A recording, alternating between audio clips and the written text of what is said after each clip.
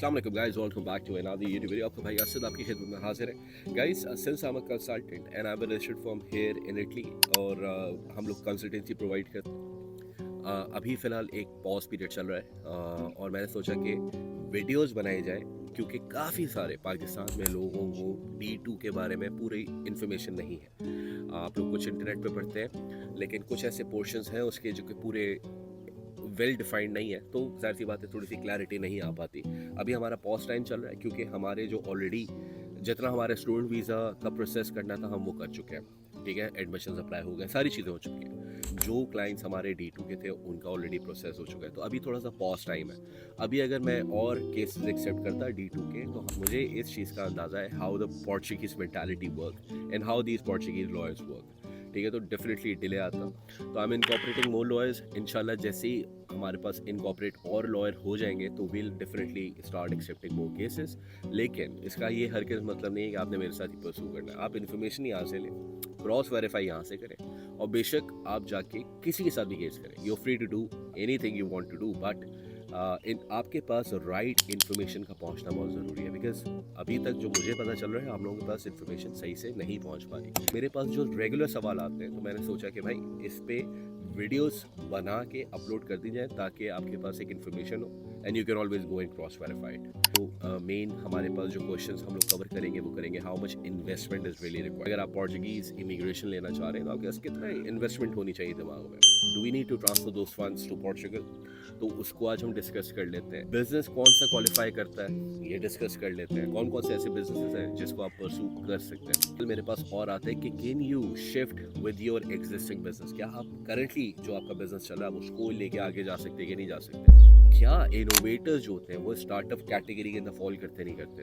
तो ये आज सारे पॉइंट्स को कवर करते हैं। Let's start the video. सबसे पहला बर्निंग क्वेश्चन जो होता है वो हमारे पास ये आता है कि यार how much investment is required for the D2, कि भाई कितना पैसा चाहिए हमें। तो देखें, जो पोर्चुगल मुल्क है उसको दो चीज़ें चाहिए एंड दैट इज कि भाई आप आके एक तो रोड पे नहीं रहेंगे, ठीक है, तो आपके पास रहने का बंदोबस्त होना ज़रूरी है। नंबर 2 कि भाई आप अगर आ रहे हो तो आपका एक साल का खर्चे का पैसा आपके पास होना चाहिए। ठीक है, आपका बिजनेस फेल कर सकता है, आप जो इन्वेस्टमेंट लेकर आ रहे हो वो डूब सकती है। They don't care about it, they want you to live in Portugal for 1 year. और एक साल उनको भी ये चीज़ पता है कि काफ़ी सारे बिजनेसेस आके फेल होते हैं। ठीक है, तो ज़रूरी नहीं है कि आप आएँ आपका बिजनेस हिट हो जाए। सही है, आप जितनी भी प्लानिंग करना चाह रहे हैं अपने बिजनेस प्रपोजल में, अपने सारे कारोबार को बिजनेस प्रपोजल के अंदर बेनतहा चीज़ें डाल रहे हैं। अब वो बिजनेस वहाँ पे फ्लरिश होता है कि नहीं होता, दैट इज समथिंग एल्स। मतलब आपका एक साल का खर्चे का पैसा यू शुड हैव इट। ठीक है, फॉर एग्जाम्पल ABC कंपनी है, उनके सोल प्रोप्राइटर हैं असद साहब। असद साहब को पोर्चुगल मूव होना है तो असद साहब के पास कम से कम 10,000 यूरो एक साल के खर्चे के पैसे पोर्चुगल में होना ज़रूरी है। अब उसके लिए आपको डेफिनेटली पोर्चुगल में बैंक अकाउंट खोलना है और बैंक अकाउंट खुलने के बाद ही वहाँ पे आपने पैसे डिपॉजिट करने हैं। ये ऐसा नहीं है कि पैसे वहाँ पे आप चले गए तो वो आप निकाल नहीं सकते। You can always make transactions, आप उसके अंदर पैसे निकाल भी सकते हैं, डलवा भी सकते हैं। वो इंटरनेट बैंकिंग के थ्रू आपके पास एक्सेस होता है, आप बिल्कुल निकाल सकते हैं वो पैसे। बट बेहतर यही है कि कम से कम जब आपकी वीज़ा फाइल सबमिशन से 2 से 3 महीने वो पैसे पड़े हुए हों, जब पहुँच जाए वहाँ पे तो जाके विड्रॉ भी कर सकते हैं, वो कोई ब्लॉक अकाउंट नहीं होता। नंबर 2, आप जो कारोबार करना चाह रहे हैं पोर्चुगल में, ठीक है, जो आप बिजनेस प्लान दे रहे हैं, बिजनेस प्लान के बारे में ऑलरेडी वीडियो डिफाइंड है, उसको जाके देख लीजिएगा कि भाई बिजनेस प्लान के अंदर अगर आपने अमाउंट लिखी हुई है 25,000 यूरो, 50,000 यूरो, 10,000 यूरो, जो भी आपका बिजनेस है उसकी प्रोजेक्शंस, उसकी फाइनेंशियल प्लानिंग आपने किस तरीके से की है, दैट इज़ रियली इंपॉर्टेंट। तो अगर आपके पास वो पैसे कहीं ना कहीं होना ज़रूरी है, वो प्रॉपर्टी की मद में, टैक्स रिटर्न्स की मद में, सैलरी की मद में। यस, सैलरी वाले लोग भी पोर्चुगल मूव हो सकते हैं। तो दिस इज़ द रीज़न कि आपके पास वो पैसा कहीं ना कहीं दिखना चाहिए, कैश की सूरत में, एसेट्स की सूरत में।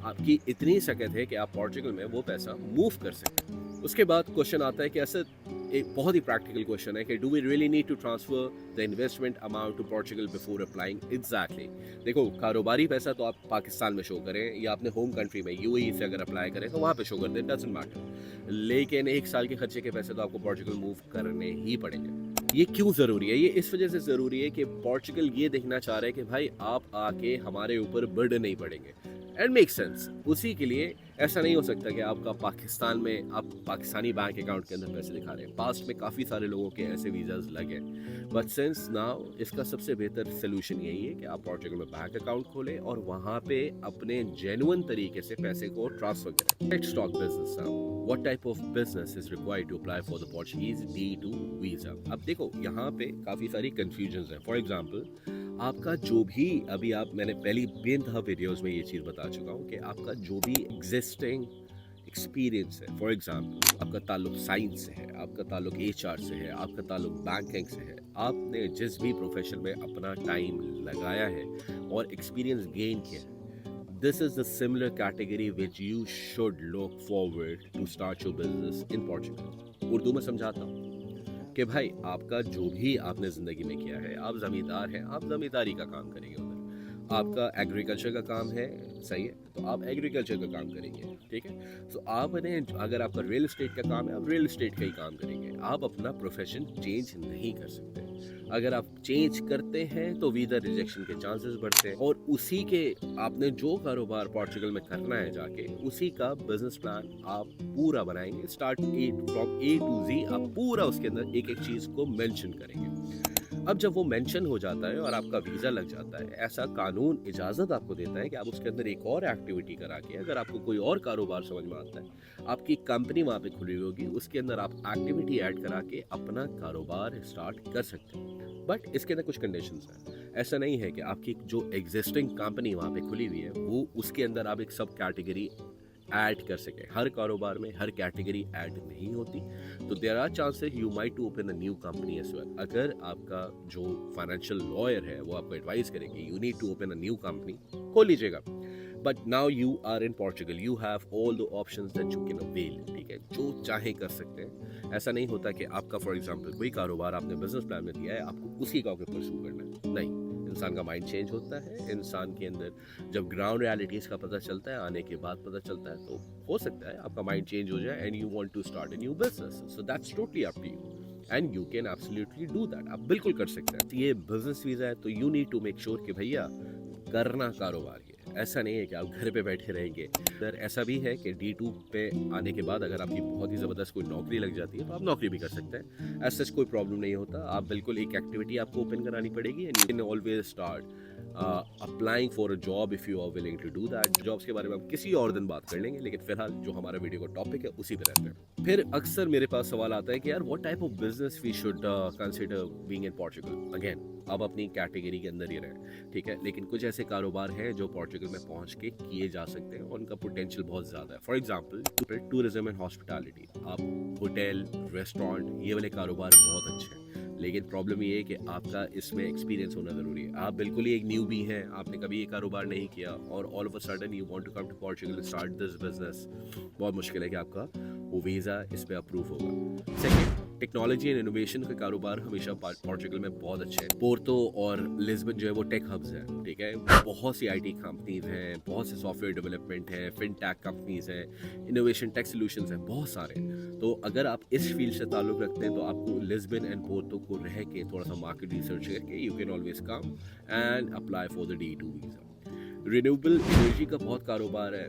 पोर्चुगल जो है वो ग्रीन एनर्जी में बहुत हैविली इन्वेस्ट कर रहा है। सो अगर आपकी कोई सोलर के अंदर, विंड के अंदर, कोई भी रिन्यूएबल एनर्जी के अंदर आपका एक्सपीरियंस है, you should definitely come to Portugal. E commerce and digital services का बहुत काम है, not only in Portugal but all across Europe. For example अगर आप यूरोप आते हैं, आप ई कॉमर्स करते हैं या आपकी कोई डिजिटल सर्विसेज प्रोवाइड करते हैं, तो आप सिर्फ पोर्चुगल में बैठ के 29 यूरोपियन शेंजन स्टेट्स को टारगेट कर सकते हैं। You can always apply for the work. अगर अपनी प्रोफाइल को आप काम करेंगे तो बिल्कुल कर सकते हैं। फूड एंड बेवरेजेस का काम बहुत अच्छा है, सेंस काफ़ी सारे रेस्टोरेंट्स हैं यहाँ पे।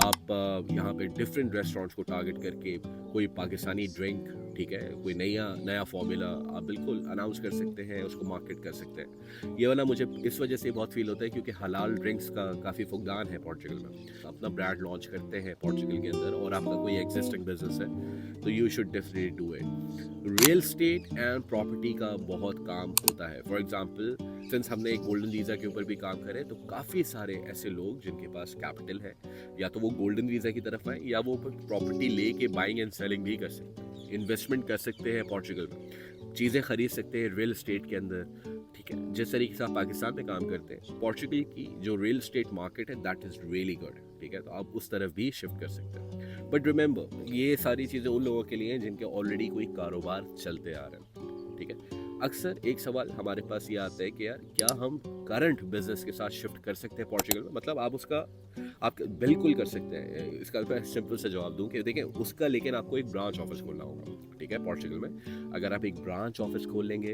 तो आपका वहाँ पे आपकी कंपनी खुल जाएगी, तो आप सेम बिजनेस को लेके वहाँ पे भी मूव कर सकते हैं। एक चीज़ और ध्यान में रखिएगा, इसके अंदर टैक्सेस के हवाले से काफ़ी सारी कन्फ्यूजन्स पाई जाती हैं, क्योंकि पहले एक NHR होता था, फिर NHR अब 2.0 आ गया।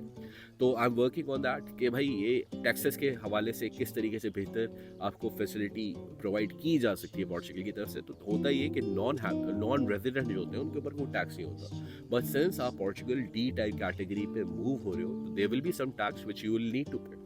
बट अगर आप एक कंपनी आपकी पोर्चुगल में टैक्स दे रही है और एक कंपनी आपकी UAE में टैक्स दे रही है, एक कंपनी आपकी पाकिस्तान में टैक्स दे रही है, तो ऐसा नहीं है, आपने पूरी दुनिया में टैक्स देना है। और कुछ ना कुछ टैक्स की आपको डिस्काउंट्स मिलते हैं, बट आप अपनी ब्रांच ऑफिस एक खोल सकते हैं और अपने ऑपरेशंस को कुछ डिवाइड करके पोर्चुगल में मूव कर सकते हैं। तो मैंने कोशिश की है कि भाई ये इसके अंदर काफ़ी सारी चीज़ें आपको बताई जाएँ। स्टार्टअप्स का मैंने बताया, बिल्कुल स्टार्टअप्स वाले भी अप्लाई कर सकते हैं। और बस ये देख लीजिएगा कि जब भी स्टार्टअप के लिए आ रहा है भाई, वो इनोवेटिव थोड़ा सा हो, थोड़ा सा स्केलेबल हो, उसके अंदर कितना आप पोटेंशियल है आपके कारोबार के अंदर, ये थोड़ा सा देखना ज़रूरी है। स्टार्टअप्स के लिए देखो, business plan is really going to be tough, ठीक है। आपका प्रोडक्ट जो है, सर्विसेज क्या है, बिजनेस मॉडल क्या है, ठीक है, पोटेंशियल कितना है ग्रोथ के अंदर, ये देखना बहुत ज़रूरी होता है। आप कितनी जॉब्स क्रिएट कर सकते हैं, इकोनॉमिकली कितना कंट्रीब्यूट करेगा पोर्चुगीज़ की इकोनॉमी में, तो ये सारी चीज़ें आपका देखना और इवैल्यूएट करना बहुत ज़रूरी होता है, ठीक है। तो अब ज़रा थोड़ा सा रिकैप करते हैं कि देखो, Portugal is a very good option, you can always come. Minimum है, कैपिटल रिक्वायरमेंट इतनी ज़्यादा नहीं है, कैपिटल आपने ऑन पेपर दिखाना है, फिजिकल आपने नहीं दिखाना, दिखा देते तो प्लस है, अगर आप नहीं दिखाना चाह रहे तो फिर भी आप कहीं ना कहीं दिखा सकते हो। पूरी फैमिली के साथ मूव कर सकते हैं अगर आप ऑलरेडी कारोबारी हैं। अगर आप नया कारोबार मूव करने के लिए जा रहे हैं तो फिर भी आप बिल्कुल पूरी फैमिली के साथ मूव हो सकते हैं, but it is not advisable. तो कोशिश की गई कि यार आपको समझा दिया जाए। नाउ आप you must have some clarity कि भाई क्या कैपिटल इन्वेस्टमेंट्स आपको चाहिए, किस तरीके से पूरा प्रोसेस होगा। Business plan plays an important role. अपना जो भी प्रोसेस करें, मेक श्योर कि वो टाइमली करें। जो चीज़ें पोर्चुगल ने मांगी हुई हैं D2 अप्लाई करने के लिए, वो आपके हाथ में होनी चाहिए। So guys, I hope this video might have helped you in understanding the process, and if you're new to this channel, please do not forget to hit the subscribe button. Please do share this video with the people who are willing to move to Portugal on a similar business category. अपना ख्याल रखें, मिलते हैं next video में। ciao।